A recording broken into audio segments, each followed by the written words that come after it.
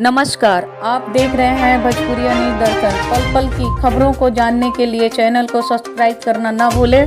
क्या है आज का ताज़ा खबर, जानिए विस्तार से। आप देख रहे हैं भोजपुरिया न्यूज दर्शन। खबर है रोहतास जिले से। दावत प्रखंड राष्ट्रीय जनता दल के महासचिव हैदर सिद्दीकी ने इस दुर्गा पूजा, दीपावली एवं छठ पर्व पर पूरे प्रखंड वासियों को ढेर सारी बधाइयाँ एवं शुभकामना दी हैं। उन्होंने इंडिया गठबंधन की तरफ से भी सभी कार्यकर्ताओं में एक नई ऊर्जा और नए उत्साह की कामना की है। उन्होंने कहा कि यह पर्व सभी के लिए हंसी खुशी और उमंग से भरा हो। सभी लोग अमन चैन एवं शांतिपूर्वक इस पर्व को मनाएं, यही मेरी कामना है।